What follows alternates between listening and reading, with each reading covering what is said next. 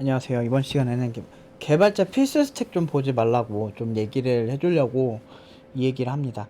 이제 뭐 보면 요새 웹 개발자 필수 스택, 안드로이드 개발자 필수 스택 막 이러면서 실제로 어떤 기술을 보편적으로 쓰는지 막 써있는 게 되게 많거든. 근데 난 그걸 많이 추천을 못 하겠는 게 자코리아만 보더라도요. 여러분 자코리아 가서 웹 개발자라고 치면 진짜 스택이 너무 달라요.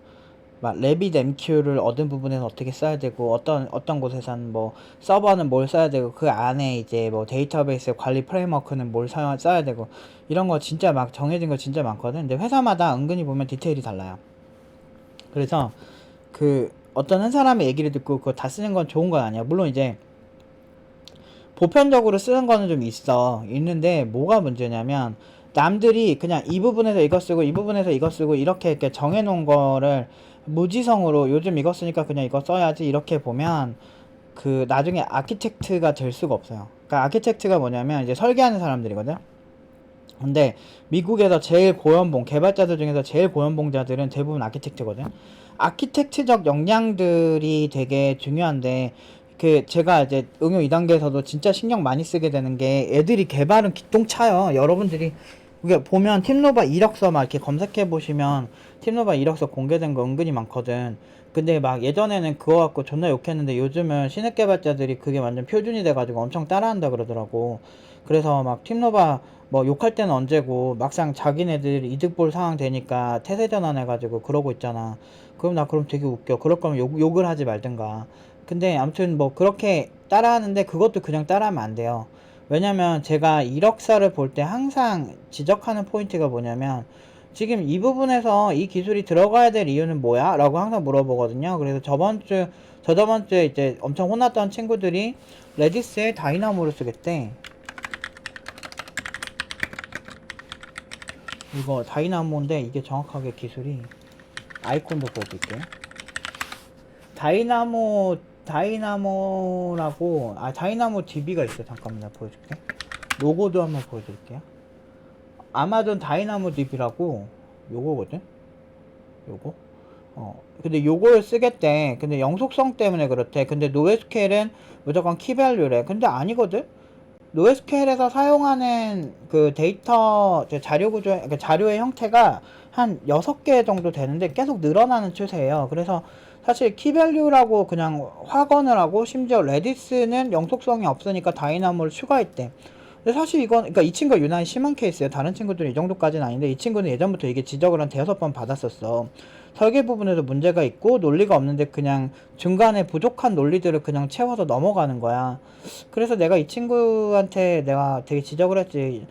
레디스도 영속성이 있다. 근데 레디스는 메모리를 일부 쓰니까 그 메모리가 다 차면 그 이상은 안 되는 거 아니냐 뭐 이런 얘기를 하더라고. 근데 아니다. 영속성이 있는 부분은 어차피 메모리에 있는 건 영속성을 가질 수가 없다.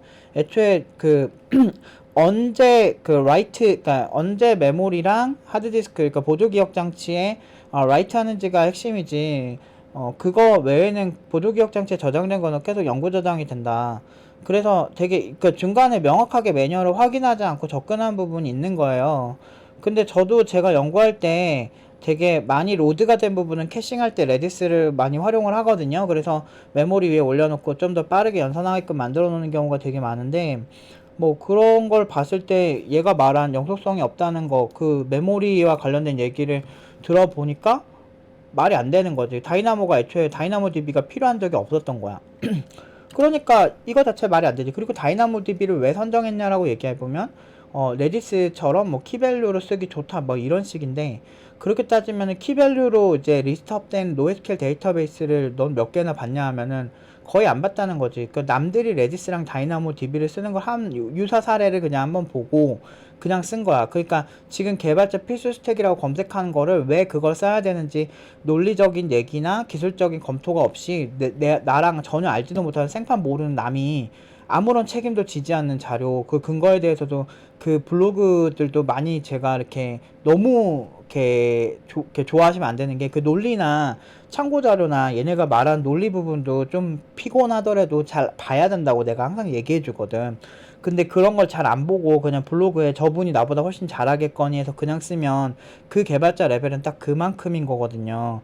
그래서 여러분들이 장기적으로 안 좋아요. 이게 초보니까 나는 그렇게까지 생각할 필요 없어라고 하는데, 프로들은 초보냐 아니냐 그렇게 많이 안 중요하거든요. 네가 뭐 고객들이 네가 초보니까 너는 비위생적으로 음식을 만들어도 내가 먹어줄게라고 하는 고객은 아무도 없어요. 그렇게 따지면 여러분들이 햄버거 집에서 장인이 만들건 여러분들이 만들건 결국엔 그 햄버거 브랜드에서는 결국에는 가격은 똑같이 팔 거잖아요. 그래서 고객은 그 돈을 받는 만큼 원한다고. 많은 개발자들도 마찬가지인 거예요. 여러분들이 정말 뛰어난 개발자든 아니든 고객들은 신경 안 써요. 그냥 여러분들이 많은 서비스가 쾌적하고 잘 돌아가면 중요한 거고, 그리고 이 고객이라는 게 B2C인 경우도 있겠지만 개발자와 고용인의 관계에서도 고용인이 그 고객이기도 하거든. 그렇기 때문에 고용인이 원하는 건 큰 문제가 안 되게 개발이 되면서 유지보수에 큰 문제가 안 생기게끔 코드를 짜주는 걸 좋아한단 말이야. 그래서 막 그 기술 최적화도 하고 막 그러는 거지. 그리고 그 상황에 따라서 잘 맞춰줄 수 있는 개발자가 필요한데, 똑같은 개발자가 있다고 하더라도 진짜 뭐 큰 규모에서 개발을 할 수 있는 개발자랑요, 작은 규모에서 개발을 할 수 있는 개발자는 질적으로 차이가 커요. 어마어마한 차이가 있어요. 그 예를 들면 뭐 아마존, 구글 이런 것도 사실 그런 시스템에서 비슷하게 유사 서비스, 그러니까 예를 들면 인스타그램 같은 게 클론 코딩이 가능한 이유가 느낌은 비슷하게 낼 수 있거든. 그런데 문제가 한 가지가 있어요. 근데 그 규모가 엄청 커지거나 사용자 규모가 정말 너무너무 많은 규모가 되면은 애초에 데이터베이스 그 설계 부분이나 기술의 연결점이나 그리고 기술의 이제 수평적 확장성에 대해서 완전 구조가 완전 달라져 버려요. 그래서 엄청나게 검토 많이 해야 되고 테스팅도 되게 다각적으로 해야 되고 복잡해지거든. 그리고 데이터를 어떻게 저장하는지부터 이미 문제고. 그러니까 그런 부분에서 이제 그래서 보면 가끔 글로벌 서비스들 보면 인스타 같은 경우도 말도 안 되는 에러가 날 때가 있거든. 근데 그거를 마냥 욕하기가 뭐한 게, 카카오톡도 막 마탱이 가잖아요. 근데 그 이유가 그 사용자 수가 몇 억 명대가 되면 똑같이 채팅을 설계하더라도 이 수평적 확장에 맞게 설계를 하면서도 큰 문제가 안 생기게끔 해야 되거든. 속도도 좋아야 되고. 그러면 그냥 내가 단일 서버 아니면은 많아야 뭐 두세 개 있는 서버에서 설계하는 거랑 완전 다른 의사결정이 필요하거든.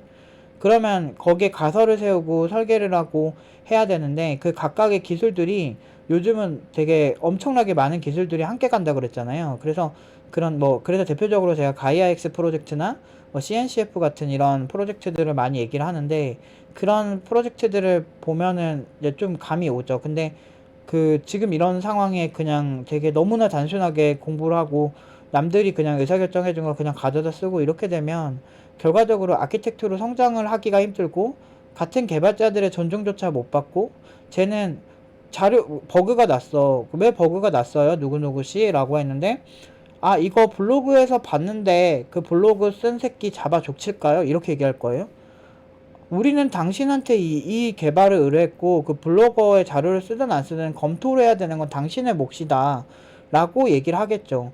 이거는 음식점 주인이 제가 유튜브에서 어떤 레시피 갖고 이렇게 만들었는데 이렇게 맛없을지 몰랐어요 고객님, 이렇게 말하는 거랑 크게 다르지 않아요. 음식점 주인이, 우리는 그 음식점 주인을 보고 그 음식을 먹은 거지, 그 사람이 블로거를 참고하든 안 하든 그냥 그 음식이 맛있으면 우리는 소비하는 거거든. 딱 그런 입장으로 소비할 줄 알아야 돼요. 그게 안 되니까 대부분 문제가 많이 생기고, 그런 친구들을 코칭을 할 때마다 이런 거를 굉장히 많이 고쳐주고 계몽시키려고 노력을 했죠.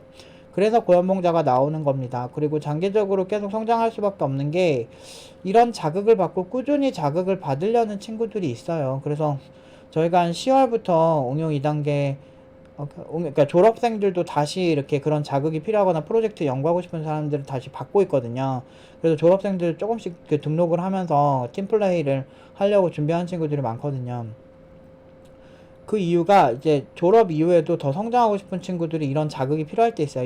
이럴 때 그때 굉장히 이렇게 코칭하는 입장에서도 힘들긴 하지만 이런 걸 좀 잡아주려고 노력을 하고 있죠. 되게 참 이게 쉽지 않아요. 어떤 직업이든 쉽게 꿀 빠는 직업 거의 없고, 상위 클래스에서 놀려면 어쩔 수 없어요. 괜히 팀로바, 여기 제가 팀로바 하면서 엄청 프라이드가 괜히 큰 게 아닌 게, 이런 수업 방식에서부터 훨씬 남들보다 어렵게 가르치거든요. 공부도 많이 해야 되고. 그러니까 이제 프라이드가 생길 수밖에 없는 거예요. 오늘은 여기까지 하도록 하겠습니다.